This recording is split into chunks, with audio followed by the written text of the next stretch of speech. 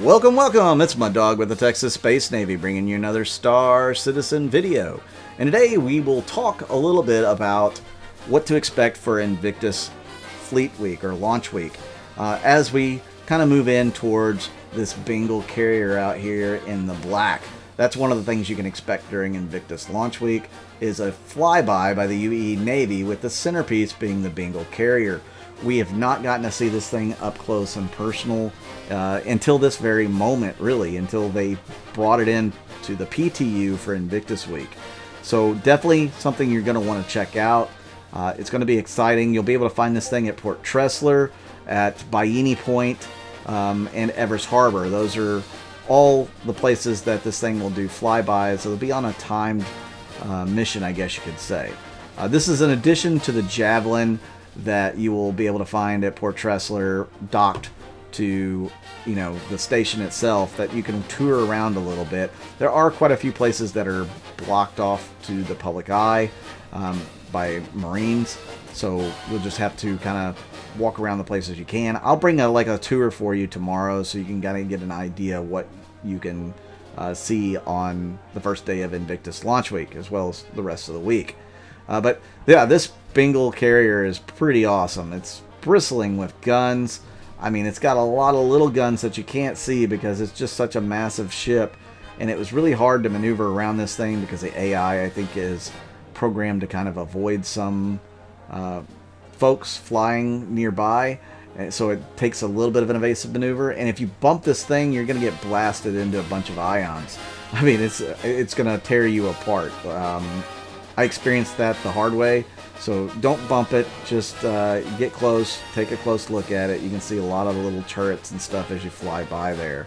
The coolest feature about that Bengal carrier is going to be the massive, massive guns underneath it. You see this Idris?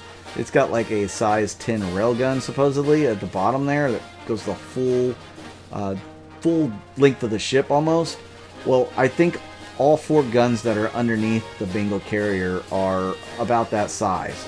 So they're just absolutely massive. It's like almost having four Idris guns in a turret formation on your ship. Crazy. The Bengal carrier will carry quite a few ships as well. Squadrons of fighters. It'll also carry Retaliator bombers. I'm pretty sure Anvil Terrapins will be on that list. It'll have a lot of space in there for ships that will help maintain the defense of the UE Navy and the fleet. So really cool. I can't wait to actually tour around the Bengal at some point or another. Hopefully we'll actually get to see that. I don't know. But then the rest of this fleet has got a complement of a couple of Hammerheads, definitely F-7A Hornets, and also the F-8 Lightning.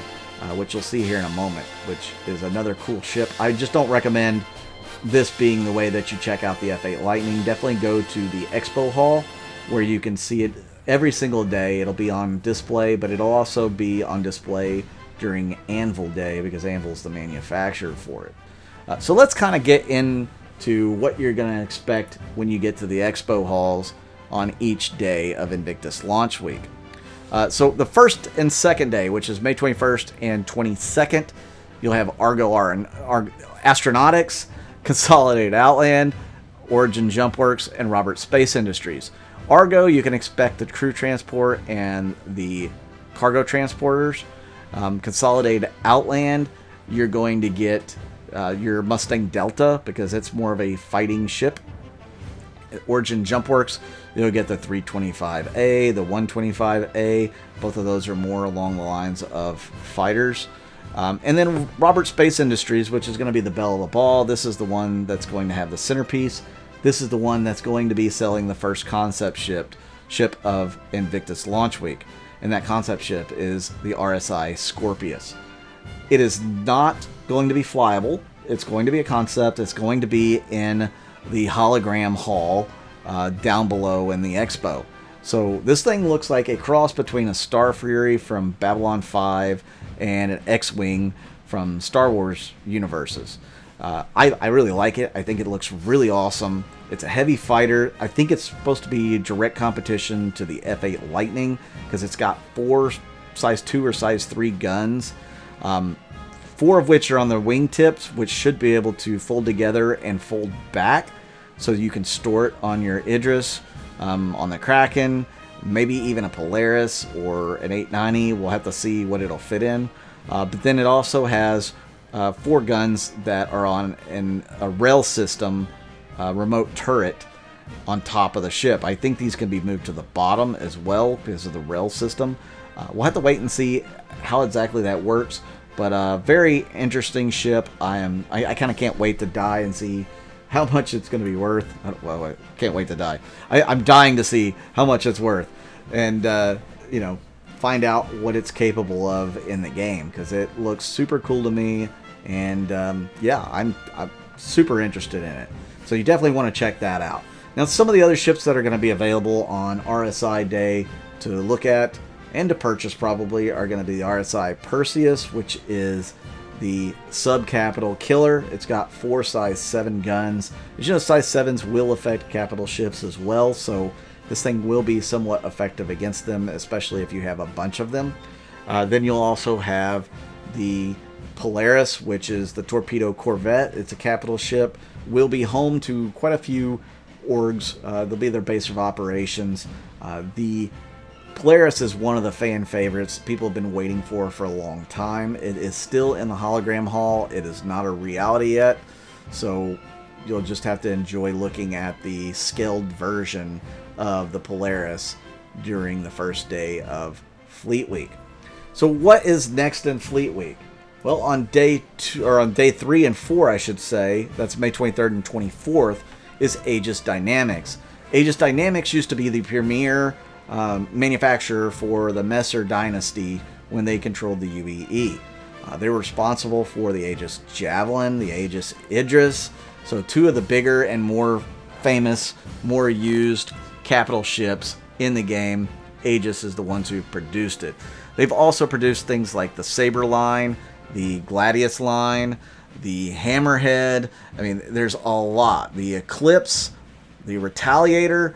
They are a war machine company. I mean, the only things that they don't make that are war-based is probably the Reclaimer, maybe.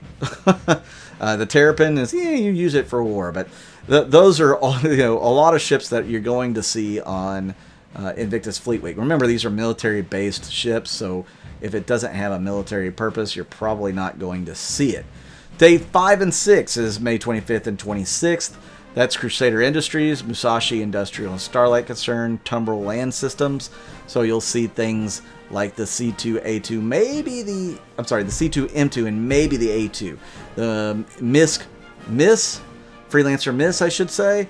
The Reliant Tana. There might be a couple others that you'll see from MISC. Tumbrel, you'll have all the Cyclones, most likely, and the Tumbrel Nova tank on display for the first time. Can't wait for that. I've driven that tank around. I've got a video on it. It's a lot of fun. I think you guys will enjoy the tank. So on day 7 and 8, that is going to be Anvil Aerospace. That's May 27th and 28th. Anvil has kind of moved in on Aegis' territory when it comes to military manufacturing. They have definitely given them a run for the money in the last few decades of Star Citizen lore. I mean, right now the premier fighter, which is the F7, came from Anvil, and the newest generation fighter, the F8 Lightning, also came from Anvil. Those are 2 really important ships that you'll be able to see in the Expo Hall. You'll be able to free fly at least the Hornet, probably not the Lightning. They're probably going to make you wait until Squadron 42 launches before you can get your hands on one of those. But those are going to be beastly as well, with 8 guns, and I just love the way the F8 Lightning looks. It looks really cool. Anvil also makes other ships that are military based as well. The Hurricane, you know, it packs a pretty good punch. The Hawk, the Arrow, those are all going to be military based as well in some fashion or form. I'm sure I'm missing a few. There's been so many ships in the game that I can't even keep track with which ones anymore without having to go look them up on a certain Matrix page or something. But yeah, you're going to get a lot of cool ships on Anvil Day. And then the last 2 days, which is not technically Invictus Fleet Week anymore. It's going to be Drake Defense Con. You're going to have Drake on those last 2 days, on the 29th and the 30th.